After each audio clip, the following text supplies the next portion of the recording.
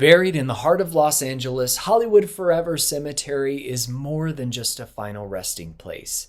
Founded in 1899 and listed on the National Register of Historic Sites, the cemetery is home to some of the industry's biggest icons, including Rudolph Valentino, Cecil B. DeMille, Douglas Fairbanks, Sr. and Jr., John Huston, Fay Wray, Peter Lorre, and more recently, Judy Garland. Beyond its famous residents, Hollywood Forever is also renowned for its outdoor film screenings, Dia de los Muertos celebrations, and tours that bring the legends of the silver screen back to life.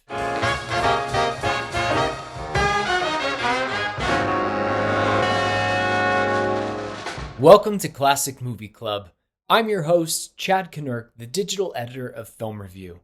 We've been celebrating cinema here at Film Review since 1944, and for more than 2 decades, Karie Bible has been the guiding voice and storyteller taking visitors from near and far through Hollywood Forever Cemetery's legendary grounds. A historian, vintage devotee, and lifelong lover of classic film, Karie shares stories of scandal, triumph, and heartbreak that look beyond the myths and humanize stars.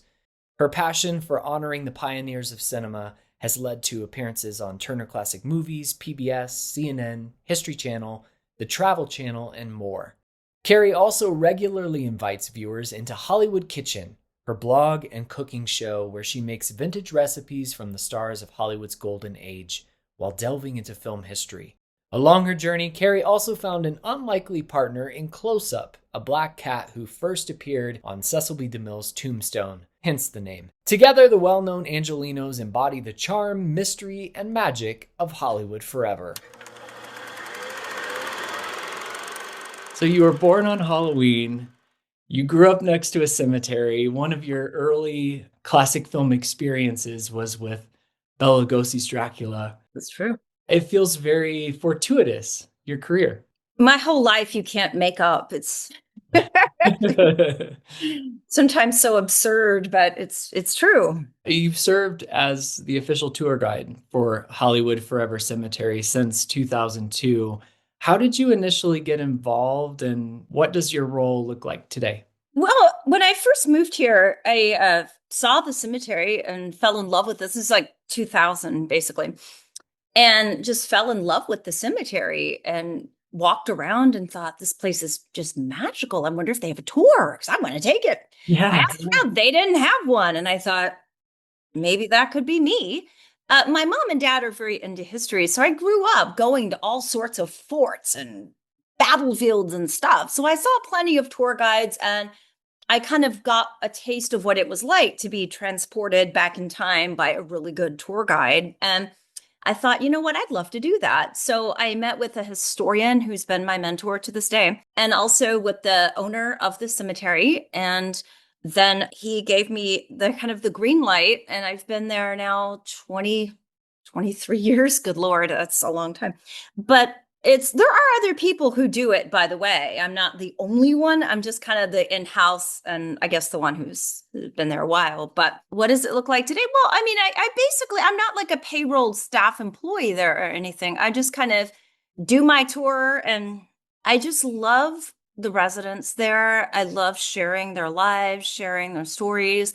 The further in time we go, the more I worry this stuff is going to get forgotten or lost to time. And people know who these stars are, especially the silent ones, or maybe they won't care. And my mission is to kind of make them want to learn more. I had a young woman, she was probably in her early 20s, take the tour a while back at the night tour that I do sometimes. And she texted me later, my boyfriend and I are going to go home and watch Peter Lorre movies all night. Thank you. And I was like, yes, that's why I got out of bed today. That's why I do this. Thank you. These people were trailblazers. They were artists. They were laying the tracks that everything else in the future would roll down. And I have so much love in my heart for all of them. Who are some of your favorites? Some of your favorite residents? Gosh, that's hard to say because I love them all. But of course, Valentino, I love him. And he is definitely a favorite. While we're on Valentino, can you tell the story of being a lady in black? Yeah. Well, I'd heard about the Lady in Black, and I thought I'd like to do it. So every year on August 23rd, we have an annual memorial service, and it gets anywhere from 200 to 300 something people. And I wear all black. The cemetery drives me in the hearse limo. I get out and I leave Wow. red roses on his grave. I don't cry. I don't faint. I don't do any of that kind of stuff. Not that I'm knocking it, but I don't do it. And for me, it's just a way to keep his legacy alive and hopefully his memory in some way. But one thing I've been asked over the years, are you going to get angry or jealous if other women do it? The answer is no, because I feel like we live in a culture that is always pitting women against each other all the time. And I hate that. To me, it's like there's this attitude that you can only have one woman in one field doing one thing. I say BS. So to Yeah. me, if other women want to wear black and wear veils and celebrate him and his life and his career, I say the more the merrier. And I say there is enough love to go around. Mm. So my friend Joanna Ramos does it. Lots of other women now do it. And I love that. So I say share in the love. That's kind of what I say about that one.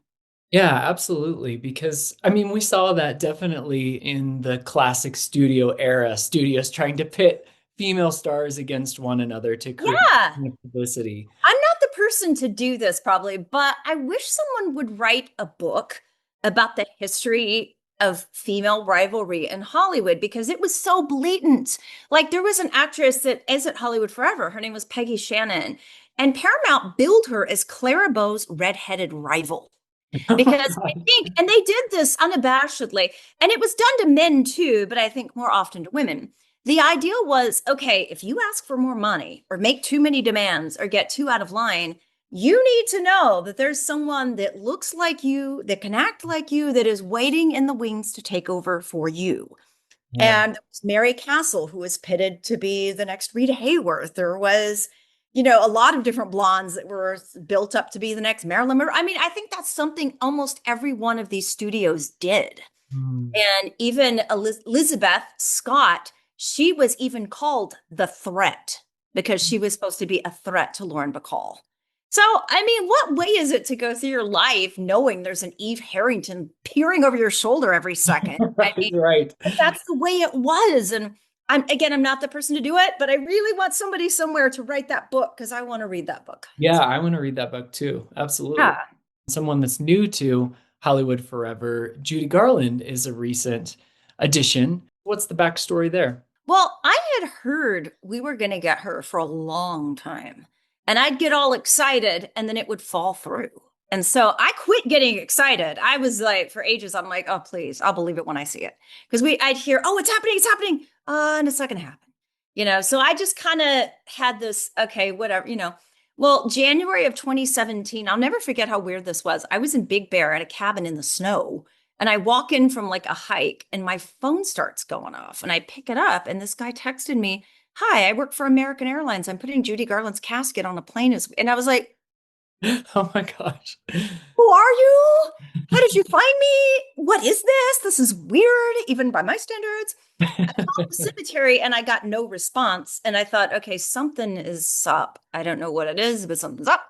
Sure enough, we got her. We got her January of 2017. And I was basically kind of on gag order for the first 6 months. We had black cloth all over the doors and windows in that area. And we waited until that summer when it would have been her 95th birthday.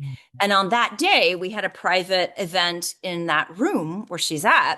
And that night, we showed The Wizard of Oz on the back wall. So it was great that we got her. It was thrilling. I love her so much. And it's been really amazing to see the response from the public because I've had people walk in there and just start crying.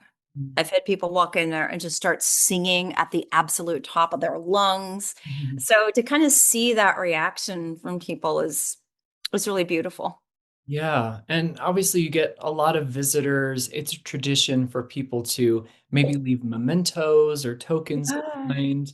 What are some of the more creative items maybe that you've encountered? Oh gosh. Well, one of our funeral directors, I think he was the one that was the primary person behind this situation. He rescued this item. Someone made this big, beautiful painting of Judy Garland doing the Get Happy number.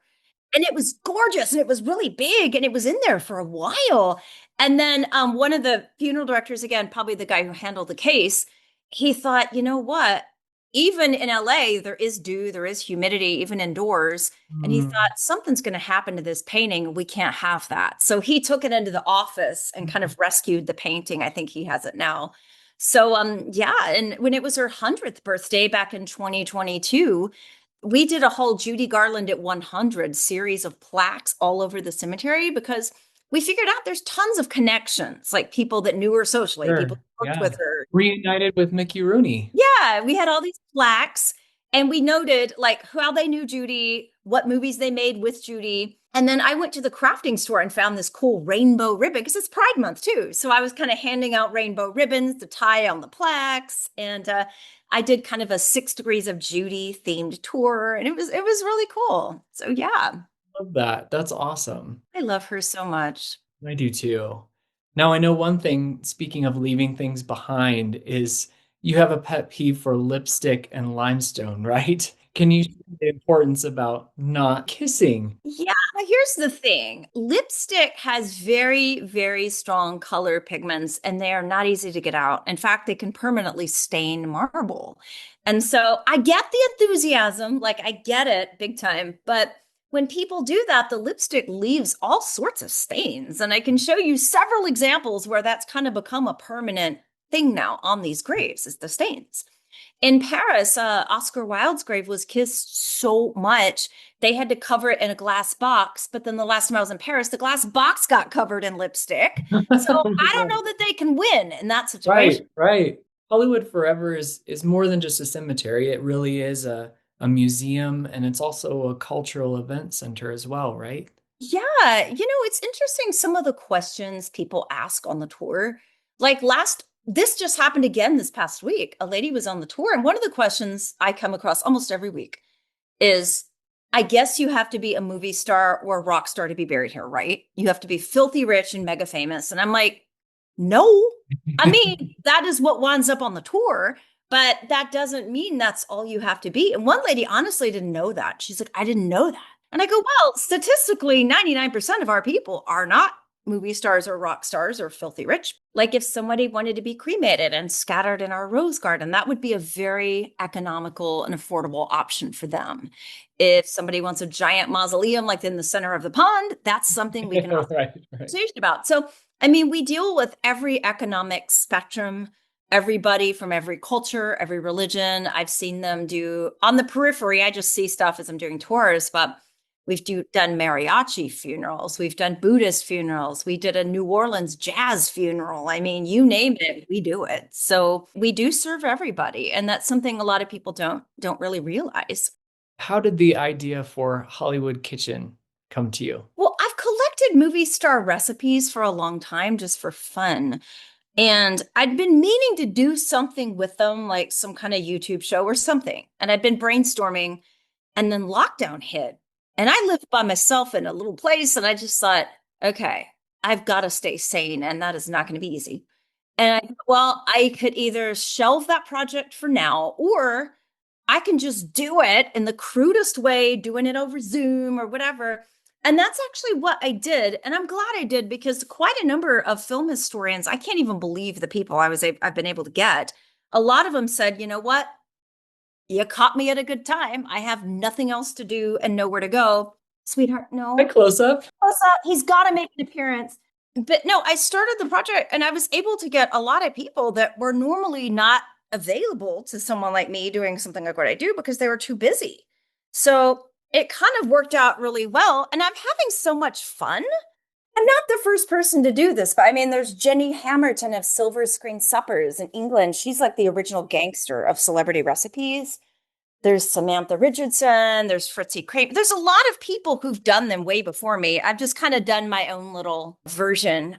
In trying out vintage recipes, what recipes would you say have been your biggest successes and maybe one that perhaps has been a miss? When I first started doing these, I would get people writing me going, they didn't really make that. And I'd say, well, okay, that's probably true. That's probably true. But it's a fun way to look at who they were, how they lived. It's kind of a way to look at their lives and humanize them a bit. But I've been able to talk to Joan Crawford's grandson, Marlene Dietrich's and they've told me firsthand eyewitness accounts of them making food and serving food. So I know they did. Vincent Price, Vincent wrote 3 cookbooks. He had a cooking show in the UK. Vincent was the real deal. And also, his stuff has never let me down one time ever. Mm-hmm. And neither has Ava Gardner's. I'm really good friends with one of the board members of the Ava Gardner Museum in North Carolina. And her recipes, she has never once let me down. So the misfires, I think one of the problems is a lot of these recipes were either cookbooks or they were published in newspapers or little flyers, pamphlet kind of things. And I think they were directed at women who were trained to be housewives and cooks and things like that. I wasn't. Or not really, my mom tried, but you know what I mean? So for me, I tend to need a lot more, shall we say, specificity, because some of them it'll be like, place in warm oven. And you're like, Right. what does that What does mean? that mean? Yeah. Place Yeah. until brown. And you're like, well, what time are we talking about? Because they're not, I'm like a working multitasking, and sometimes they'll leave out steps and you're just like, oh, geez. There's So, some trial and error oh, involved. yeah. Well, luckily I have several friends who are far more experienced cooks than me. So often I'll send them a recipe and I'll go, okay, does this look remotely doable? Because I hate wasting food, especially these days. It's expensive. So I'll send it and they'll go, oh God, Karie, no, here's what you need to do. And I'm like, okay, fair, fair. And other times they're like, that looks great. An interesting thing happened every year. I do an Oscar cook along where we complain about the Academy Awards and we each pick, there's like a theme every year. And we each pick a star and then we cook like something attributed to them. And since Mae West, she's never received an Oscar. This year, the theme was never even nominated. So I chose Mae West. And she had this thing, it was a fruit compote. And it was like pears, apples, and a banana mixed kind of together with some nuts.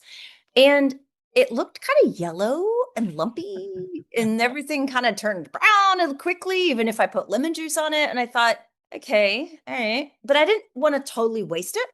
So I went to the refrigerator and I had some raspberries and strawberries and I mashed them up with my masher and I stirred them into her fruit compote. And I got these little ready-made mini pie crusts at the store. And I scooped out the mixture, put it in the pie crust, and I put just one tiny pinch of brown sugar. The most delicious mini fruit pies that were low sugar, and they were fabulous. So, yeah, I kind of turned that one around, which was awesome. You've appeared in documentaries, you've been on television, you've been on the movie Mecca, Turner Classic Movies, and this year you got to appear at TCM's film festival. What was that experience like? It was very emotional for me. This really good friend of mine who was a frequent guest on Hollywood Kitchen and a film historian and writer, she died a few months back, and we laid her to rest at Hollywood Forever the morning the festival started. So I told a few friends, I go, guys, I am all over the place. Like I'm crying my head off. I'm super excited and happy about the festival. I'm grief stricken and having issues. Like I'm just kind of like, I feel so fortunate because I've lived here 25 years. I've done the tour for 23. Just surviving my life is kind of Hmm. big deal.